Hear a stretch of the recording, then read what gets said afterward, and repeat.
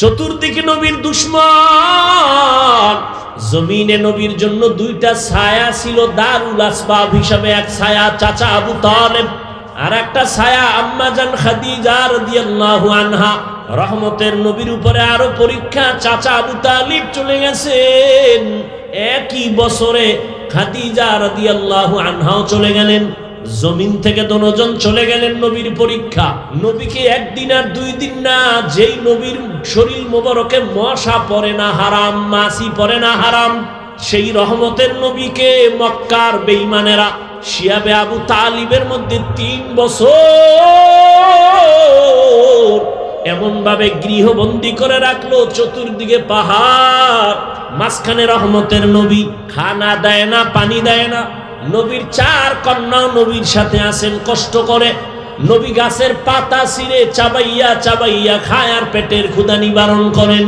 টানা 3টা বছর রহমতের নবীর পরীক্ষা। এত কষ্ট আম্মা জান আয়েশা রাদিয়াল্লাহু আনহা বলেন, রহমতের নবী জীবনে অনেক কষ্ট করেছেন, তবে কোন কষ্টটা আপনাকে বেশি দাগ কাটছে অন্তরের ভেতরে? রহমতের নবী বলেন, আয়েশা, সব থেকে বেশি আমাকে ভাবায় তায়েফের ময়দানের কষ্ট। আমি যখন তায়েফের ময়দানে হেঁটে হেঁটে দাওয়াতের জন্য যাই, দেখছেননি মক্কা থেকে তায়েফে যখন যাই, এখন তো গভর্নমেন্ট বাঁকা বাঁকা রাস্তা করে দিয়েছে, কেবল সিস্টেম উঠা যায়। ওখানের আবহাওয়া পুরাটা ঠান্ডা, মক্কায় আগুন, ওখানে ঠান্ডা। রহমতের নবী হেঁটে হেঁটে চলে গেছেন। নবী বলেন, আয়েশা, আমি যখন গেলাম দাওয়াতের জন্য, ওই তায়েফের কাফেরেরা ওদের বাচ্চাদের আমার পেছনে লেলিয়ে দিল পাথর মারার জন্য। তায়েফের ছোট ছোট বাচ্চারা বৃষ্টির মতো আমাকে পাথর মারল। পাথরের আঘাতে আঘাতে আমার শরীর রক্তে রঞ্জিত, জুতা পর্যন্ত আটকায় গেছে, রক্ত পড়ে। শুধু কি পাথর মারে এতটুকু, আর এক দল আমার পেছনে লাফায় আর আমারে গালি দেওয়া শুরু করেছে, আর বলে, মক্কার পাগল আছে তারা দাও। আর এক দলে আমারে হাসে ঠাট্টা করে, আমি চোখের পানি ধরে রাখতে পারি না। আমার আল্লাহ পর্যন্ত রাগ হয়ে গেলেন, ও জিবরাইল যাও, রহমতের নবীর কান্না সহ্য করা যায় না, তাড়াতাড়ি তায়েফের জমিন উল্টায় সব মেরে ফেলো। ও আয়েশা, জিবরাইল আসছে, আমাকে বলে তায়েফের জমিন উল্টায় দিবে। আমি কান্না করে বলছি, না, ওদের মারবা না, ওরা আমাকে চিনে না। ওরা যদি জানতো আমি মক্কার ইয়তীম, জীবনে আমি বাবাকে বাবা বলে ডাকতে পারিনি, জীবনে আমি মায়ের আদর পাই নাই। আল্লাহ আমাকে এভাবে পরীক্ষা করেছে, আমার শরীরে একটা মশা পড়ে না, মাছিও পড়ে না। যদি ওরা ভালো করে জানতো, আমার শরীরের মধ্যে একটা আঘাত ওরা করতো না। ও আয়েশা, জানো না আল্লাহ আমাকে এত সম্মান দান করেছেন, আমি রাস্তা দিয়া যখন চলি, দুপার্শ্বের গাছ নত হইয়া আমারে সালাম দেয়, জঙ্গলের প্রাণী আমারে সালাম দেয়। আয়েশা বলেন, আমি নবীর ঘাম বোতলে ভরে রাখতাম আর আতর হিসাবে ব্যবহার করতাম। নবী বলেন, আমি যেখানে কদম ফালাই ওখান থেকেই দীর্ঘ বছর শুধু মেশকের ঘেরান আসে। ওই তায়েফের বেঈমানেরা বুঝে না, এই পরিমাণ পাথর মেরে আমার রক্ত ঝরাইছে, আমি তায়েফের ওই কষ্টের কথা ভুলতে পারি না। ও আয়েশা, একটা মানুষও কালেমার পতাকার মধ্যে ঢুকতে চাইল না। আমার এই কষ্ট আল্লাহ তাআলা এবার সান্ত্বনা দেওয়ার জন্য বলে, নবী আসেন আমার বাড়ি, আমি আপনাকে এবার পুরস্কার দিব। আল্লাহ আমার নবীরে পুরস্কার দেওয়ার জন্য বলেন, চলেন ও জিবরাইল যাও, জান্নাত থেকে একটা বোরাক সাজাইয়া মক্কায় নিয়ে যাও। হোয়া হুকুম, जिब्राइल को यूं शिताब बुराके के जन्नत से कर इंतखाब सजा उसको ज़ेवर से तू तापा फिर उसको तू काबा में ले करके जा। जिब्राइल आमीन चले आसलेन बोराक निया বাইতুল্লাহর সামনে। নবী এখন কই? এখানেও তিনটা মতামত। কেউ বলেন রহমতের নবী চাচাতো বোন উম্মে হানির ঘরে ঘুমন্ত অবস্থায় আছেন, কেউ বলেন নবী হাতিমে কাবায় আছেন, কেউ বলেন নবী শিয়াবে আবু তালিবের মধ্যে ঘুমন্ত আছেন। তিনটা কথার সমন্বয় আছে, তবে এখানে বলার সময় নাই। জিব্রাইল আমিন এসে দেখলেন নবী ঘুমাচ্ছেন ঘরের মধ্যে, দরজা বন্ধ। ছাদের উপর থেকে ছিদ্র করিয়া জিব্রাইল ভেতরে নামলেন। ভেতরে নামিয়া রহমতের নবীর মাথায় হাত দেয় না, শরীরের কোনো অংশ স্পর্শ করে না। জিব্রাইল আমিনের 600 নূরের পাখা, এক অংশ রহমতের নবীর পা মোবারকের পাতায় লাগায়া দিলেন। রহমতের নবী গভীর ঘুমে নাই, তাকায় দেখে জিব্রাইল পায়ের কিনারায়। নবী বসলেন। এই গভীর রাতে আসলেন কেন? উপরে তাকায় দেখে আবার ছাদ খালি, আসমান দেখা যায়। আপনি এখান থেকে আসছেন? বলে হ্যাঁ। কেন? দরজা আছে না। আপনি উল্টা আসলেন কেন? আজকে সব ব্যবহার উল্টা হবে, মাত্র শুরু। আপনার সাথে আজ ব্যবহার হবে সব আপনার বিবেকের বাহিরে, মাত্র শুরু হলো। উপর থেকে নেমে দেখায় দিলাম। মুফাসসিরিনে কেরাম, মুহাদ্দিসিনে কেরাম মেরাজের ঘটনা থেকে উম্মতের সবক দেয়। এই দুনিয়াওয়ালারা সবক নাও। এক, ঘুমের মানুষের কেমনে সজাগ করবা? রহমতের নবীর জিব্রাইল সজাগ করে দেখায় দিলেন। দামি কোনো মানুষ যদি ঘুমায়, তাকে যদি তুমি সজাগ করতে চাও, মাথায় হাত দিবা না, শরীরের অন্য কোনো জায়গায় তুমি স্পর্শ করবা না, পা ধরে হালকাভাবে চিপ দাও, সজাগ হয়ে তাকায় তোমাকে দেখবে, কোনো ভয় লাগবে না। তুমি যদি পিছন দিয়ে মাথার উপরে আঘাত করো, তো বেহুশ হয়ে জায়গায় মরে যাবে, তোমার তো দেখবেই না। মেরাজ থেকে সবক নাও, ঘুমের মানুষ কেমনে সজাগ করবা। জিব্রাইল আমিন নবী বলেন আমাকে উঠাইলেন, হাতিমে কাবায় নিয়ে গেলেন। ওখান থেকে জমজমের কূপের কিনারায় নিয়ে আমাকে চিৎভাবে শোয়াইলেন। আমাকে শোয়াইয়া আমার বুক চিরলেন, ভেতর থেকে কলব বের করলেন, স্বর্ণের পেয়ালায় রাখলেন, জমজমের পানি দিয়া ধুইয়া আবার ভেতরে ঢুকাইলেন, হালকা করে চাপ দিলেন, আগের মতো সুন্দর হয়ে গেল। আমি সব দেখতেছি কিন্তু বলতে পারতেছি না। আমার সামনে জিব্রাইল মিকাইল, ডান পাশে 70,000 ফেরেশতা, বাম পাশে 70,000 ফেরেশতা, সামনে 70,000 ফেরেশতা, পেছনে 70,000 ফেরেশতার কাফেলা। আমারে এভাবে করলেন, রক্ত গেল না, সেলাই লাগলো না, আমি ব্যথাও অনুভব করলাম না। এটাকে আমরা বর্তমানে বলি ওপেন হার্ট সার্জারি। কি সার্জারি? আল্লাহ দেখায় দিলেন, এই দুনিয়ার ডাক্তারেরা ওপেন হার্ট সার্জারি কইরা মাস্তানি করিস না। আমি আমার নবীরে 4 বার ওপেন হার্ট সার্জারি আগেই করেছি। কয়বার? কুদরতের অপারেশন।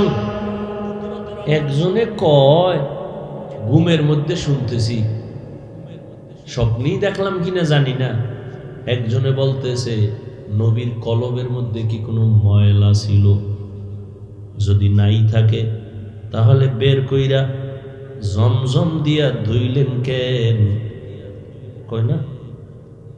কেমনে বুঝাবো জানি না। এরে আল্লাহর বান্দা, রহমতের নবীর শরীর থেকে ঘাম, ঘাম থেকে মেশকের ঘেরান আসে, এই কথা কি আপনারা শুনছেন? কথা বলেন না কেন? নবীজির মেশকের মধ্যে, ঘামের মধ্যে কি বলেন? নবী যেখানে কদম দেয় সেখানেও কি ঘেরান? নবীজির থুথু মোবারকেও ঘেরান। সেই নবী গোসল করতেন না? বলেন। অজু করতেন না কেন? নবী নাপাক, তো অজু করতেন কেন? নবী নাপাক, তো গোসল করতেন কেন? এই প্রশ্নের যেই জবাব, নবীজির কলবে কি ময়লা? জমজম দিয়ে ধুইলেন কেন? ওই প্রশ্নের এই জবাব। খোদায় যদি বুঝ না দেয় তো কচু গাছ ছাড়ার উপায় কি? এই যত ঝামেলা, বুঝ বুঝ বুঝ বুঝ, সমস্যা, সব সমস্যা বুঝ। আমার বুঝ একরকম, আপনার বুঝ একরকম, ডিভাইডেড হয়ে গেল। আমনের বুঝ কি? টুপি না দিলেই মাথা ঠান্ডা, দিলেই গরম। আমার বুঝ কি? টুপি দিলেই আমার সম্মান। আমনের বুঝ নামাজ পড়লেই স্বাধীনতা নষ্ট। আমার বুঝ নামাজ পড়লেই শান্তি। সব বুঝের অভাব। যখনই বুঝটা লাইনে আইসা যায়, গাঞ্জাখোর সব ফালাইয়া তসবিহ। এই বুঝ ঠিক করার জন্যই নবীর মেহনত, আলেমগো মেহনত, তাবলিগের মেহনত, পীর সাহেবদের মেহনত, বক্তাদের মেহনত, মসজিদের ইমাম খতিবের মেহনত। কি মেহনত? বুঝ ঠিক করো, বুঝ বুঝ বুঝ। না হয় আপনিও মুসলমান, আমিও মুসলমান, আপনার আল্লাহ আমার আল্লাহ এক না দুই, বুঝেন, কিন্তু তাল মিলেন না। আপনার নবী আমার নবী, কোরআন, কাবা, ধর্ম, কালেমা, দুনিয়াতে আরসি সিস্টেম, মৃত্যুকালে কাফন হবে তিনটা, তাও কালার, কবরের সাইজও, প্রশ্ন তিনটা, তাও আপনার বয়ান করবো কেন? বয়ান তো হিন্দুদের করবো, খ্রিস্টানদের করবো, এহুদিরে করবো। ওরা আল্লাহ চিনে না, কোরআন চিনে না, ধর্ম চিনে না। আপনি তো আল্লাহ চিনেন, নবী চিনেন, কোরআন চিনেন, কাবা চিনেন, আপনাকে বয়ান করবো কেন? করব মানি তালি দিতে দিতে 12 মাসে উস নাই। কুত্তার মতো, পাগলের মতো দৌড়ায়, কুত্তাও এরম দৌড়ায় না। খালি আমি একা, লক্ষ লক্ষ ওলামায়ে কেরাম আপনাদের পেছনে, তাবলিগওয়ালাদের মেহনত আপনাদের পেছনে, পীর মাশায়েখের মেহনত আপনাদের পেছনে। বলে আমাকে টাকা দাও, না না, কিছু চায় না। আপনার আলেমদের কিছুই দেন না, গালি ছাড়া, বিরোধিতা ছাড়া কিছুই দেন না। অথচ আলেম আপনার জীবনের আপন, আর কেউ আপন না, সব চান্দাবাজ আর ধান্দাবাজ। এই যুবক, যার পিছনে ঘুইরা নামাজ ছাড়ছো, দাড়ি কাটছো, ওরে কয় টাকা পাবি এই তো। কিন্তু ওরা কারা জানোনি? স্বার্থে যদি আঘাত লাগে দল থেকে নাম কাটবে না, কল্লা কেটে ফেলবে, লিখে রাখ। বানায় বলতেছি, এই কাহিনী চলে না? চলে না? সরকারি চাকরি করে, বেসরকারি চাকরি করে, বুঝে শুনে বলো, ডিউটি কয় ঘন্টা? 8 ঘন্টা, তাই তো? সর্বনিম্ন বেতন কত? নিম্ন নিম্ন, হ্যাঁ? তুমি গার্মেন্টস সেন্টার ধরো কেন? তুমি হেঁটে আসো, তুমি হেঁটে।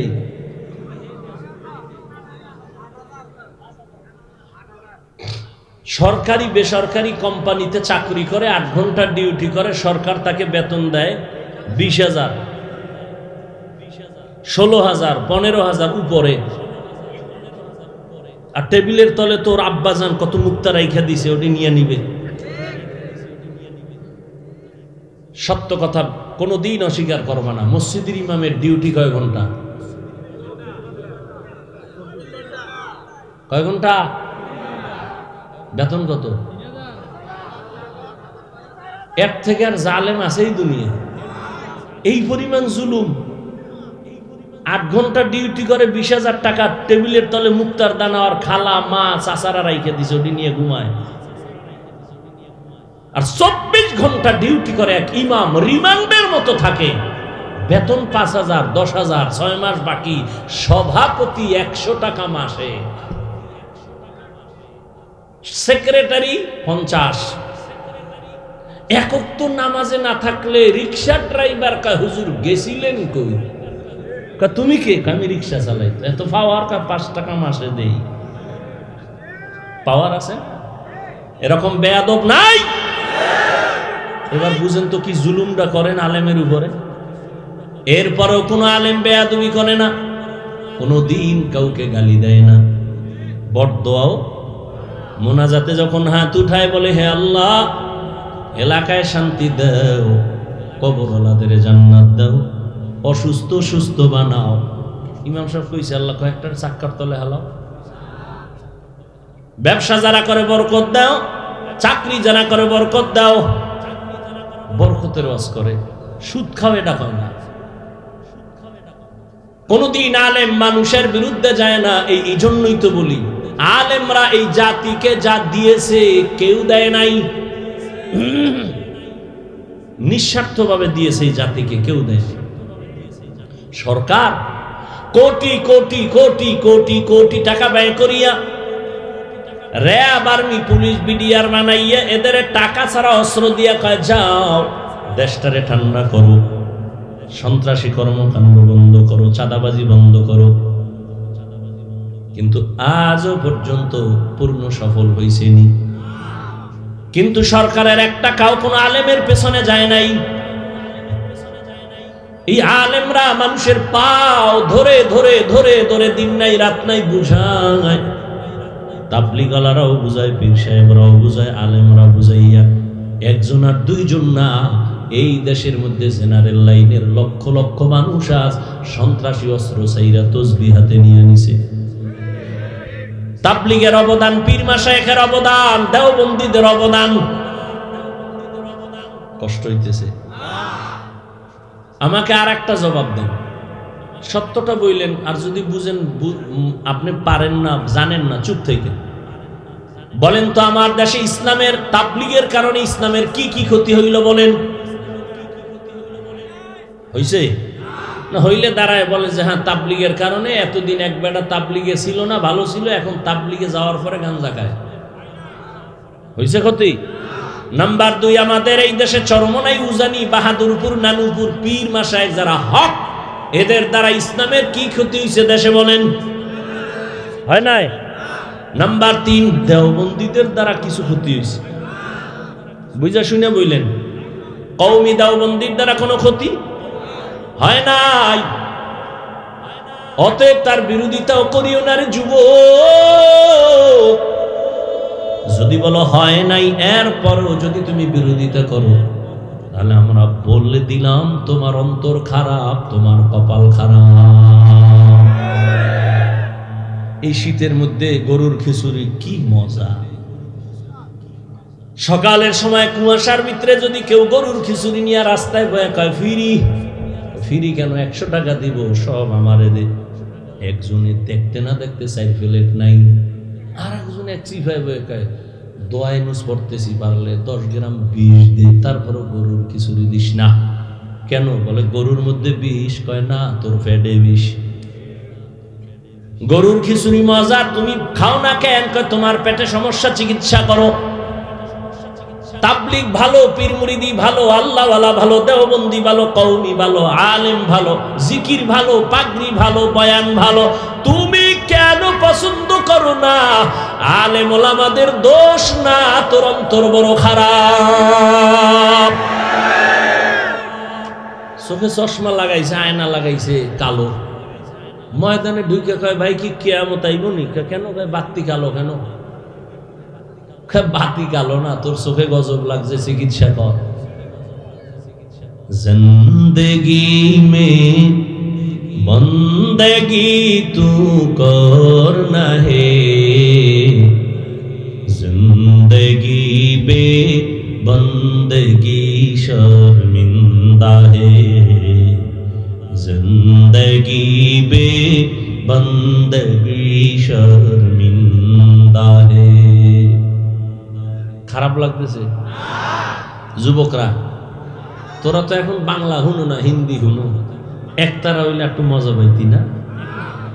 ইহা হাম সব মুসাফির দিল না লাগা, আহলে দিল কি নজর সে রূহ করতা যা, শাহ দৌলত সব ফকির গর নেক নেহি, शाह दौलत सब फकीर गर नेक नहीं जिंदगी में बंदगी तू करना है जिंदगी में बंदगी तू करना है जिंदगी बे बंदगी शर्मिंदा है जिंदगी बे बंदगी शर्मिंदा है जिंदगी में बंदगी कुन बंदगी बंदगी बे जिंदगी शर्मिंदगी मेराज करते অনেকে কিন্তু চলে গেছে টাইম দেওয়া আছে তো মেরাজ আছে সারা ওই যে রাতের বেলায় তো মেরাজ ভালো কতজনের সাথে টাইম দেওয়া না 12টার পরে মিস কল দিব রেডি হয়ে যাও মেরাজে গেছি গা আরে আল্লাহর গোলাম কোন কথা বলতেছিলাম মনে নাই আপনাকে আসেনি মনে কি ওপেন হার্ট সার্জারি আল্লাহ করেছেন রহমতের নবীকে ওপেন হার্ট সার্জারি করেছেন টোটাল 4 বার জবাব দিতেছিলাম নবীর কলবে কি ময়লা ধুইলেন কেন না না রহমতের নবীকে এমন এক জগতে নিতেছেন ওই জগৎ সম্পর্কে নবী ওয়াকিফ হাল না ওই জগৎ টোটাল আলাদা এজন্য আমার আল্লাহ জমজমের পানি দিয়া গোসল করাইয়া এরপরে আমার আল্লাহ নবীরে ওযু করাইলেন নবী বলেন আমি জমজমের পানি দিয়ে ওযু করলাম আর ওখানে যাইতে গেলে ওখানের আবহাওয়া আলাদা এজন্য আগে একটু পাওয়ার ভিতরে ঢুকানো দরকার আল্লাহ ঢুকায় দিলেন এইটারে বুঝাইতে এখন কত সোজা 50 বছর আগে কত কঠিন ছিল এখন সোজা কেমনে কয় যারা সৌদি আরব যাবেন টিকা লাগা সরকার এখন আরো কড়া করছে টিকার সার্টিফিকেট না নিলে ভিডা ইনজেকশন লাগাও কারণ আরবের আবহাওয়া বাংলাদেশের আবহাওয়া এক না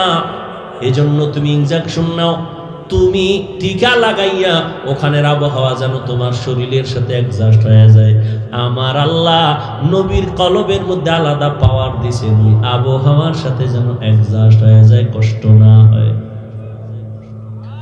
নবী বলেন এবার আমি ওযু বানাইলাম জমজমের পানি দিয়া এজন্য অনেক উলামায়ে কেরাম বলেছেন জমজমের পানি কাউসারের পানির থেকেও দামি রহমতের নবীকে সাহাবায়ে কেরাম প্রশ্ন করলেন ইয়া রাসূলুল্লাহ জমজমের কূপের তলা কই এই যে পানি যাইতেছে ও মানে কোটি কোটি ট্রিলিয়ন বিলিয়ন পানি হাজিরা নেয় কমেও না বাড়েও না এর তলা কই রহমতের নবী বলেন সাহাবা এই জমজমের পানির কূপের তলা হাউজে কাউসারের সাথে লাগানো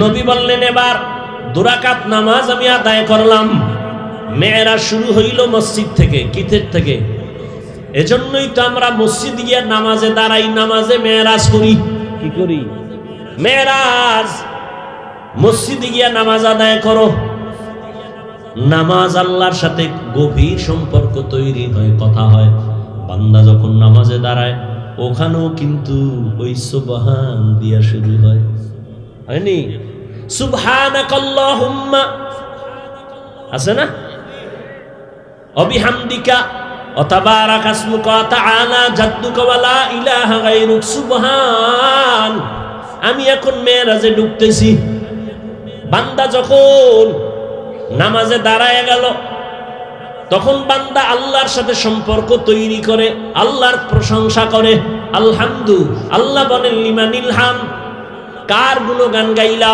কালিল্লাহ। আল্লাহ বলেন মানিল্লাহ, আল্লাহকে। বান্দা জবাব দেয় রব্বুল আলামিন। আল্লাহ প্রশ্ন করে রব্বুল আলামিনকে। বান্দা জবাব দেয় রহমান। মানির রহমান? বলে রহিম। এভাবে কথা হয়, মেরাজ চলে আল্লাহর সাথে। উরুজ, উপরে যাইতেছে বান্দা, আল্লাহর মোহাব্বতের সাগরে ঢেউ খেলতেছে, মোহাব্বতের দিকে অগ্রগামী হইতেছে।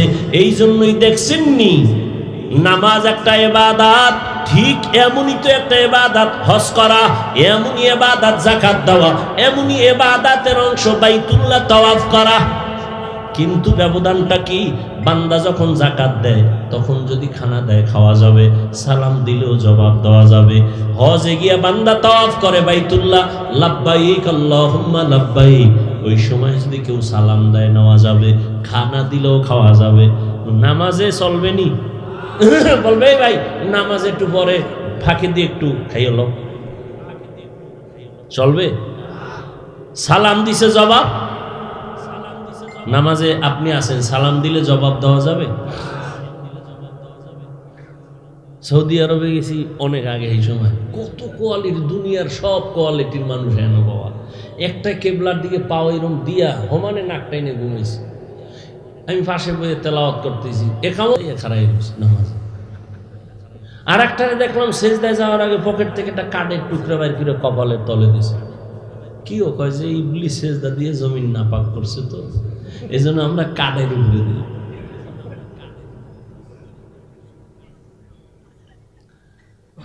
হায় হায় হায়।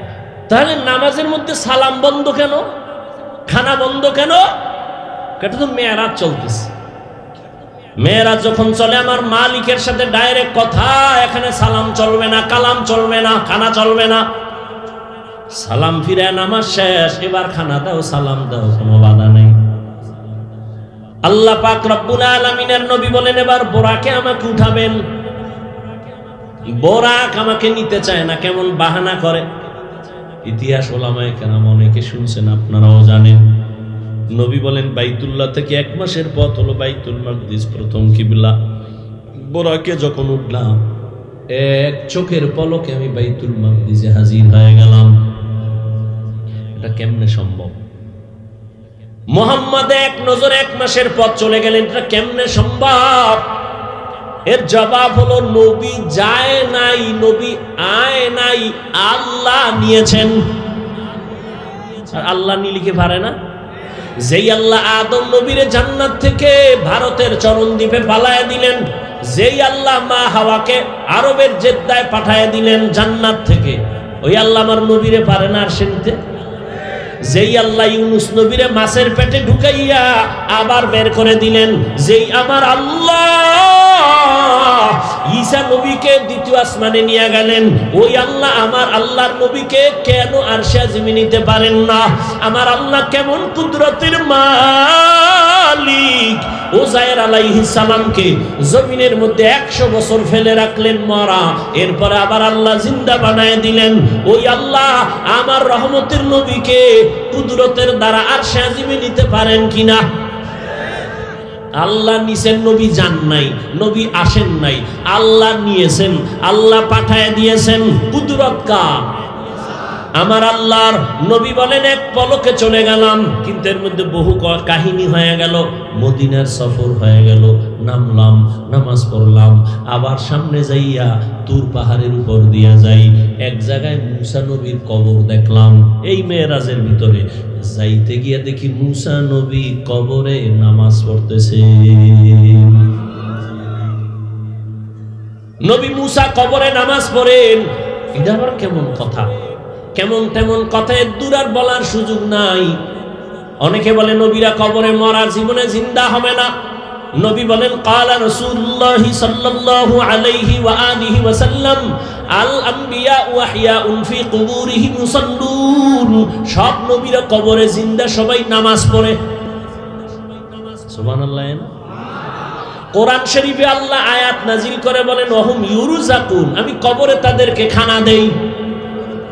আল্লাহ কি দেন? খানা। কবরে ইডু জায়গা, এখানে আবার আল্লাহ খানা দিলে কেমনে খায়? প্রশ্ন করে তারা, যারা নবীদেরকে জিন্দা মানে না। তারা বলে কবরে জিন্দা হইলে আল্লাহ কয় রিজিক দেয়, কি খায়? রুটি না ভাত? খাইলে প্লেট পায় কই, গ্লাস পায় কই, বাথরুম কই? এই বিষয়ে আমি বিস্তারিত আলোচনা অনেক জায়গায় করেছি, আজ করব না। আমাদের আকীদা, সমস্ত নবীরা কবরে জিন্দা, কিয়ামত পর্যন্ত নামাজরত অবস্থায় থাকবেন। নবী বলেন ওখান থেকে বাইতুল মাকদিসে যাইয়া বোরাকটারে বাঁধলেন। জিব্রাইল বাইতে, জিব্রাইল নিজে আজান দেওয়া শুরু করলেন। বোরাকেরে বাঁধলেন কেন? পালায় যাবে? কয় না, এখান থেকে আর এক সবক নেও, নিজের মাল নিজে হেফাজত করো, অন্যের উপরে ন্যস্ত করিও না। নিজের দোকান নিজে হেফাজত করে বলো তাওয়াক্কালতু আলাল্লাহ। নিজের সন্তান নিজে হেফাজত করো, আর একজনের উপরে ন্যস্ত করো না। জিব্রাইল আজান দিয়ে দিলেন। আজান নবী দিলে তো আরো মজা হইতো, সেখানে সব নবী রাসূল হাজির। জিব্রাইল আজান দিছে, আমার নবী আজান দিলে ঝামেলা, কারণ আমার নবী যদি বলেই ফেলেন হাইয়া আলাস সালাহ, নামাজের দিকে আসো, এটা বাই ফোর্স অর্ডার। আর নবী যদি অর্ডার দিয়েই দেন, যদি না মানো কাফের হয়ে যাবে। এজন্য আল্লাহ উম্মতের কাফের থেকে বাঁচাইছে। জিব্রাইল আজান দিছে হাইয়া আলাস সালাহ, উম্মত যদি না যাও কাফের হবা না, হয়তো ফাসিক হয়ে যাবে। আর নবী যদি কয় হাইয়া আলাস সালাহ, তুমি যদি ডিনাই করো, তুমি কাফের হয়ে যাবে। নবীর অর্ডার বাই ফোর্স অর্ডার। নবীজি এবার সব নবী রাসূলদের সামনে দুরাকাত নামাজের ইমামতি করলেন। নবীর যেহেতু পুরস্কার দিবেন, পুরস্কার দেওয়ার জন্য সবাইকে আল্লাহ হাজির করলেন। নবীকে পুরস্কার দেয়া হবে। ওখান থেকে আমার আল্লাহ বোরাকে নিয়ে গেলেন। জিব্রাইল সফর সঙ্গে উপরে আসমানে। নবীজি বলেন একটানে আসমানে গিয়ে দেখি আসমানের মধ্যে দুইটা দরওয়াজা, তালা লাগানো। দরওয়াজাগুলো জমরাত ইয়াকুত পাথর দ্বারা বানানো, তালা হলো নূরের তৈরি তালা। জিব্রাইল কয় ভিতরের দারওয়ান দরজা খোল। দারওয়ান কয় মান আনতা, কে তুমি? বলে আনা জিব্রাইল। ওয়া মান মাআক, তোমার সাথে কে? বলে হুয়া মুহাম্মদ সাল্লাল্লাহু। জিব্রাইল দারওয়ান কয় অনুমতি আইসুনি আনসুনি কাহানসি, কথা খুলো, চাবি দে। আমি ভিতরে, তালা বাইরে, চাবি কই? বলে ইসমে আজম, বিসমিল্লাহ হলো তালার চাবি। নবী বলেন আমি বিসমিল্লাহ বলে তালায় হাত দিলাম, দোনো দরজার তালা খুলে গেল। আমি ভেতরে ঢুকলাম। এইভাবে প্রথম আসমান পুরাটাই দেখলাম। দেখা দেখা দ্বিতীয় আসমানে গেলাম, তৃতীয়, চতুর্থ, পঞ্চম, ষষ্ঠ, সপ্তম। এবার যাইতে যাইতে সাত আসমানের উপরে গিয়ে দেখি একটা নূরের কাবা, বাইতুল মামুর। ৭০,০০০ ফেরেশতারা কাফেলা বানায় তওয়াফ করে। একবার যারা করবে কিয়ামতের আগে, এদের সিরিয়াল আর আসবে না, এত বেশি ফেরেশতা। নবী বলেন ওখান থেকে উপরে গেলাম সিদরাতুল মুনতাহা, বিশাল এক বড়ই গাছ। বড়ইগুলো তেলের ড্রামের মতো বড় বড় বড়ই, পাতাগুলো হলো গাছের পাতা, হাতির কানের মতো বড়। রহমতের নবী বললেন ওখান থেকে আল্লাহ আমাকে আর উপরে নিয়ে গেলেন ভিন্ন বাহনে। যাইতে যাইতে যাইতে যাইতে যাইতে অনেক অনেক অনেক অনেক উপরে এক পর্যায়ে দেখি অন্ধকার, কিছুই দেখা যায় না। আমার বাহন চলতেছে। আর জায়গায় দিয়ে দেখি আগুনের মাঝখান দিয়ে আমার সফর চলতেছে। যাইতে যাইতে হঠাৎ অনেক উপরে গিয়ে দেখলাম আল্লাহ তাআলার নূরে তৈরি আরশে আজিম। ৮ জন ফেরেশতা কাঁধে নিয়ে দাঁড়ানো, এদের পা ৭ জমিনের নিচে। ফেরেশতারা জানে না ওদের কাঁধের উপরে কি আছে। আমি জুতা সহ গেছি তো, জুতাটা খুলতেছিলাম, আওয়াজ আসতেছে নবী জুতা খুলবেন না, আরশে আজিম আপনার জুতার ধুলি নেওয়ার জন্য পাগল হয়ে আছে। কারণ আপনার নবুয়তের সীমানা, মুসা নবীর নবুয়তের সীমানা যেই পর্যন্ত, তার মেরাজের সীমানা ওই পর্যন্ত। আর আপনার নবুয়তের সীমানা শুধু জমিনে না, আরশে আজিম লৌহ কলমের জন্য আপনার মেরাজও চলতেছে ওই পর্যন্ত। নবী বলেন আমি গেলাম, এর উপরে উঠলাম। আরশে আজিমের উপরে আবার আল্লাহর অনেক উপরে হলো কুরসি, চেয়ার। চেয়ারের চতুর্পার্শ্বে 70,000 পর্দা লাগানো নূরের।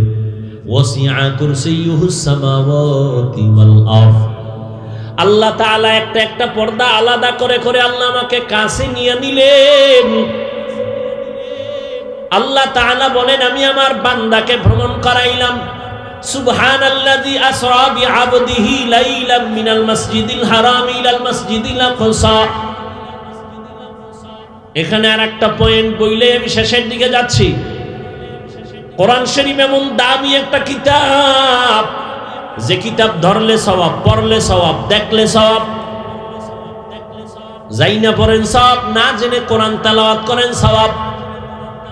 সেই কোরআনে আমার আল্লাহ নবীদের নাম নিয়ে ডাকছেন, ইয়া নূহ, ইয়া মূসা, ইয়া ঈসা ইবনে মারইয়াম, ওয়া নাদাইনাহু ইয়া ইব্রাহিম।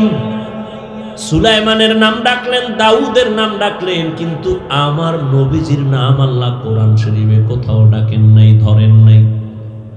কেন? একটু আগেই বলেছিলাম, আমার আল্লাহ মুহাম্মদের আশিক। নবীজির নাম ধরে কোরআনে ডাকেন নাই, তবে এমন এমন শব্দ দিয়ে ডাকছেন যে শব্দগুলো ব্যাখ্যা না করলে বুঝে আসে না, এত অলংকারওয়ালা শব্দ। ইয়া আইয়ুহাল মুযাম্মিল কুমিল লাইলা ইল্লা কালিলা, ইয়া আইয়ুহাল মুদ্দাসসির কুম ফাআনজির ওয়া রাব্বাকা ফাকাব্বির ওয়া সিয়াবাকা ফাতাহহির। ইয়াসিন, তাহা, হামিম। রহমতের নবীর দামি দামি শব্দ দিয়া, উপাধি দিয়া ডাকলেন, মজার শব্দ, মায়ার শব্দ। নবীর উপাধি দিলেন রাহমাতুল লিল আলামিন, খাতামুন নবিয়্যিন, সিরাজাম মুনিরা, বাশীরাও ওয়া নাযীরা। নবীকে ডাকলেন কাউসারওয়ালা। নবীকে রাহমাতুল লিল আলামিনের উপাধি দিলেন, ইমামুল মুরসালিনের উপাধি দিলেন। তাহলে নাম ধরে না ডাকলেও উপাধিগুলো কি নরমাল না অনেক দামি? সীমানাহীন দামি। কিন্তু হাজারো আশ্চর্যের মধ্যে একটা আশ্চর্য হলো, যেই মেরাজের ঘটনাকে এখনো বেঈমান নাস্তিকরা মেনে নিতে পারে না, এত বড় আশ্চর্য ধরনের ঘটনার ক্ষেত্রে আমার আল্লাহর নবীরে সম্বোধন করলেন একটা নরমাল শব্দ দিয়া, বান্দা। আল্লাহ নবীরে বান্দা বলছেন। আমরাও বান্দা, হিন্দুরাও বান্দা, ইহুদিরাও বান্দা, খ্রিস্টানেরাও বান্দা, নবীও বান্দা। এত নরমাল শব্দ দিয়ে আল্লাহ ডাকলেন কেন, ধরলেন কেন? দামি দামি শব্দ দিছে, খাতামুন নবিয়্যিন, সিরাজাম মুনিরা। আর মেরাজের ঘটনায় আল্লাহ কয়, আমি মেরাজ করাইলাম আমার বান্দাকে। নবীজিরে নরমাল শব্দ বান্দা বললেন কেন? যে আমরাও বান্দা, হিন্দুরাও বান্দা, ইহুদিরাও বান্দা, নবীরাও বান্দা বললেন কেন? এর চারটা জবাবের একটা দিয়েই শেষ করতেছি, ভালো করে খেয়াল করেন। এক নাম্বার, আমার নবী নিজেরে বান্দা বললে বড় খুশি হন, বড় আনন্দিত হন।